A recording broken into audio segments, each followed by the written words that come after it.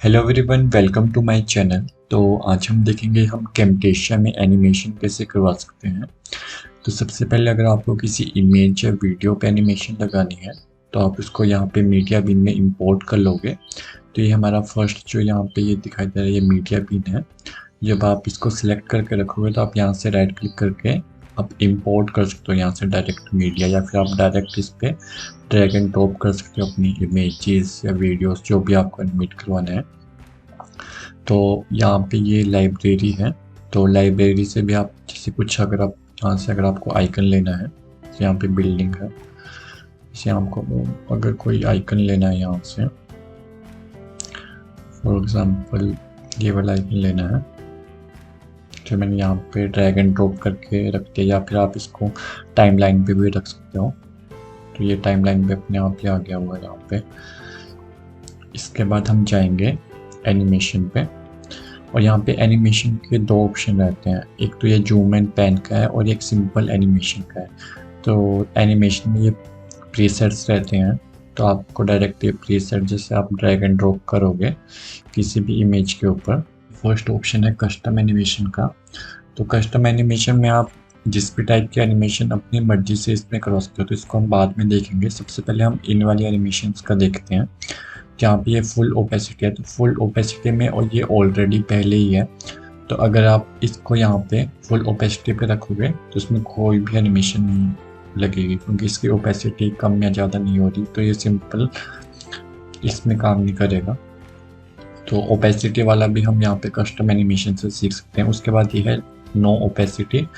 तो मतलब हम जब हम इसको यहाँ पे अप्लाई करेंगे तो ये यहाँ पे फुल ओपेसिटी से लेके इसकी ओपेसिटी ये इस पॉइंट पे 0 हो जाएगी। तो जब आप इसको यहाँ पे प्ले करोगे तो ये इस तरीके से फेड आउट हो जाएगा।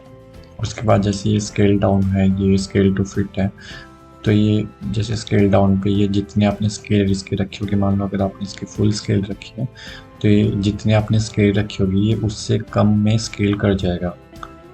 तो इस तरीके से यहाँ पे ये एनिमेट करेगा ऑब्जेक्ट को। वैसे स्केल टू फिट है, ये आपने अगर मान लीजिए छोटा रखा है, यहाँ पे सेंटर पे रखा है, और अगर आप इसको स्केल टू फिट पे अप्लाई करोगे तो ये अपनी ओरिजिनल पोजीशन से जितनी आपने फ्रेम की साइज रखी होगी ये उस पूरे साइज में ये फिट आ जाएगा इस तरीके से।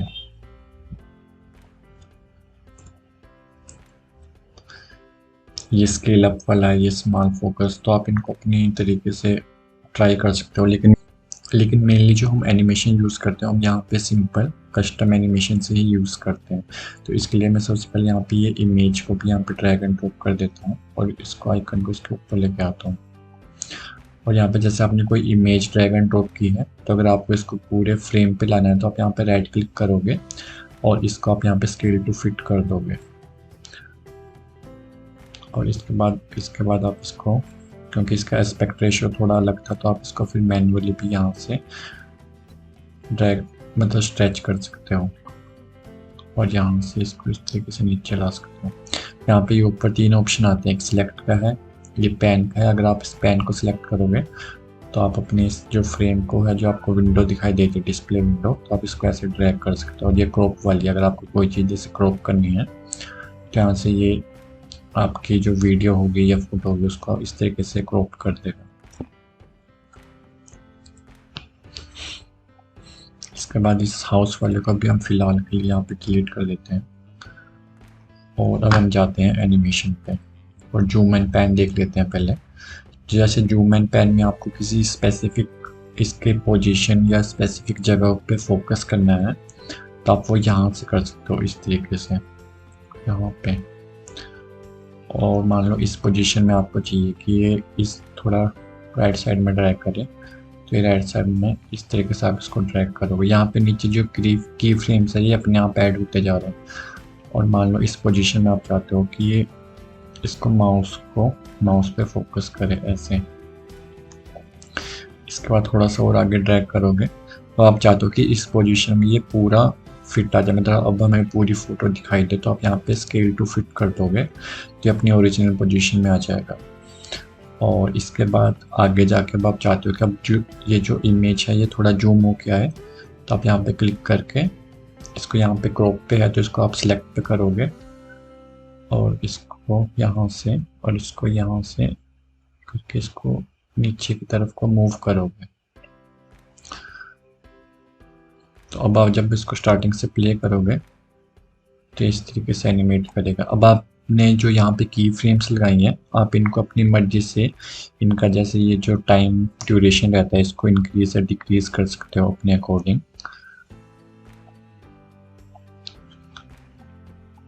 यहाँ से अब इसको फिर से प्ले करोगे तो अब थोड़ा स्लो प्ले होगा। तो इसको जैसे हम लास्ट में लेके जाते हैं, इसको लास्ट में इसको थोड़ा और ज़्यादा कर देते हैं।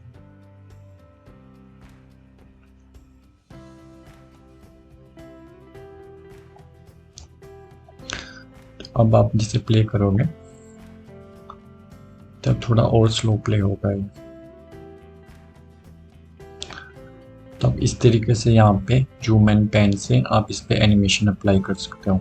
इसके बाद यहाँ पे अगर आप इन सब एनिमेशन को किसी को आप डिलीट करना चाहते हो तो आप सिंपल उस पर क्लिक करके आप यहाँ पे कीबोर्ड से डिलीट प्रेस करोगे तो जो आपने एनिमेशन के की फ्रेम्स ऐड किए हैं वो यहाँ पे डिलीट हो जाएंगे। इसके बाद ये है कस्टम एनिमेशन।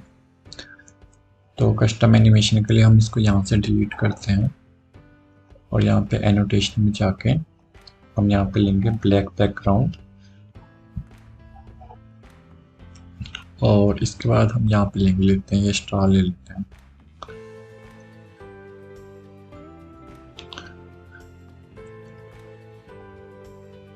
इस तरीके से अब आप जाओगे एनिमेशन पे और यहाँ पे करोगे कस्टम एनिमेशन अप्लाई।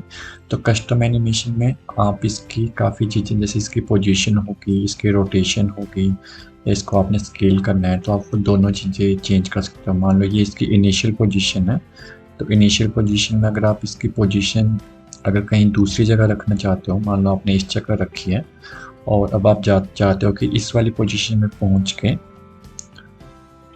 इसकी पोजीशन जो है यहाँ के अलावा अगर वहाँ हो तो ये यहाँ से वहाँ तक एनिमेट करेगा। इसे आप प्ले करोगे तो ये वहाँ तक जाएगा और खुद ब खुद एनिमेट करेगा। आप यहाँ से अपनी जो ये टाइम लाइन है इसको आप जूम कर सकते हो और यहाँ पे राइट क्लिक करके आप इसको डिलीट भी कर सकते हो और यहाँ पे इसको ड्रैग करके आप इसका ड्यूरेशन भी इंक्रीज कर सकते हो। ये हो गया इसका इनिशियल पोजीशन और इसकी एंड पोजीशन यहाँ पे है। अब इसके एंड पोजीशन को आपको यहाँ के अलावा अगर वहाँ पे करना है तो आप इसको चेंज कर सकते हो, तब ये वहाँ को ऐसा एनिमेट करेगा। इसके बाद अगर आपको फिर से इसकी एंड पोजीशन चेंज करनी है, मान लो अब आप इसको सेंटर में चाहते हो और सेंटर में रखने के साथ आप चाहते हो कि ये अपना साइज़ भी चेंज करे, तो आप यहाँ पे जाओगे विजुअल प्रॉपर्टीज़ में और यहाँ से इसका जैसे आप स्केल इंक्रीज करोगे तो अब जैसे आप इसको एनिमेट करोगे तब ये यहाँ स्मॉल जो छोटा साइज से ये बड़ा साइज होगा इस वाली एंड पोजीशन पे आने तक। तो ये इस तरीके से एनिमेट करेगा। और अब आप चाहते हो कि इस पोजीशन में आने के बाद अब यहाँ पे आप एक और कस्टम एनिमेशन अप्लाई कर सकते हो।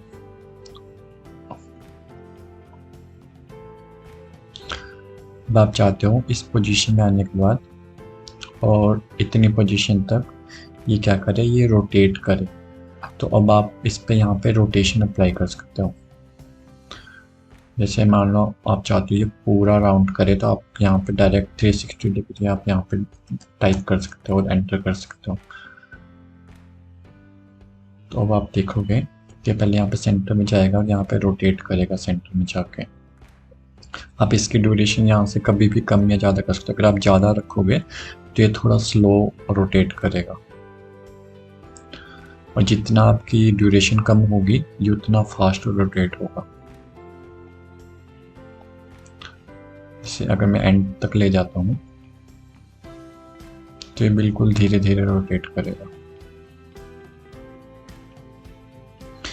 इसके बाद यहाँ पे आप राइट क्लिक करके इसकी जो ईजिंग रहती है जैसे स्प्रिंग बाउंस, तो आप ये भी चेंज कर सकते हो। या हम बाद में देखेंगे आगे डिटेल वीडियो में, तो इनके बारे में हम बाद में देखेंगे। फिलहाल ये मैंने ऑटो पे रखा है, तो ऑटोमेटिकली ऑटो पे ही रहता है। इसके बाद अब आप चाहते हो यहाँ पे कुछ और एनिमेशन लगाना तो आप एक और यहाँ पे custom animation drag and drop करोगे और अब आप चाहते हो कि इस पोजीशन में आने तक ये क्या करे, ये फेड आउट हो जाए। तो आप यहाँ पे इसकी ओपेसिटी इस वाली पोजीशन में जाके इसको 0 कर दोगे। अगर आपको 0 नहीं चाहते हो, आप चाहते हो थोड़ी सी कम हो फिर से ज़्यादा हो, तो आप थोड़ी सी कम करके इसको रख के इस तरीके से यहाँ से रोटेट होगा और इसके बाद ये हल्का सा फेड आउट होगा। इसके आगे अलग एनिमेशन करना चाहते होते हैं, यहाँ से फिर से लाओगे इसको सिलेक्ट करोगे और यहाँ पे जाने के बाद अब आप चाहते हो कि इसकी ओपेसिटी फिर से बढ़ जाए, तो इस तरीके से ब्लिंक करेगा। पहले ओपेसिटी कम होगी फिर ज़्यादा होगी। इस तरीके से आप किसी भी पोजीशन पे, मान लो आप चाहते हो कि लास्ट में इसकी पोजीशन अभी फिर से चेंज करें, तो ये इसकी एंड पोजीशन रहेगी। आप चाहते हो कि तो इसका स्केल कम हो, या आप चाहते हो कि यहाँ से डिसअपियर हो जाए हमारी फ्रेम से, तो आप इसको कहीं भी रख सकते हो। तो हम स्टार्टिंग से देखते हैं एनिमेशन। इसे प्ले करोगे तो ब्लिंक करेगा, फिर ये चला जाएगा। तो अगर आप चाहते हो कि आपने जो एनिमेशन यहाँ पे अप्लाई किया है, मान लो ये वाली जो ये है, इसको मैं फ़िलहाल के लिए हाइड करता हूँ। तो अब ये वाली जो एनिमेशन है वो फेड इन हो रहा है, ये फेड आउट हो रहा है। तो अगर आप ये वाली एनिमेशन कॉपी करना चाहते हो तो आप सिंपल इसको सिलेक्ट करके कॉपी करोगे, और ऊपर वाली शेप में अगर आपको ये अप्लाई करना है तो आप इसको सिलेक्ट करके यहाँ पे पेस्ट कर दोगे। तो अब आप देखोगे कि इसमें ये वाली जो है एनिमेशन वो अप्लाई हो चुकी है। इस तरीके से आप अपनी एनिमेशन को यहाँ से सिलेक्ट करके दूसरी फ्रेम पे जाके या दूसरी शेप में जाके आप इसको सिलेक्ट कर सकते हो और वहाँ पे अप्लाई कर सकते हो। तो ये इस तरीके से आप अपनी जो शेप्स को मैन्युअली एनिमेट कर सकते हो किसी भी पोजीशन में, किसी भी रोटेशन में, या उसकी ओपेसिटी को। और ये सेम चीज़ आप जैसे यहाँ पे अगर टेक्स्ट अप्लाई करते हो तो ये सेम चीज़ टेक्स्ट में भी अप्लाई होती है। जैसे मान लो ये आपने यहाँ पे टेक्स्ट लिखा है और यहाँ पे हम लिखते हैं इजी ग्राफिक्स।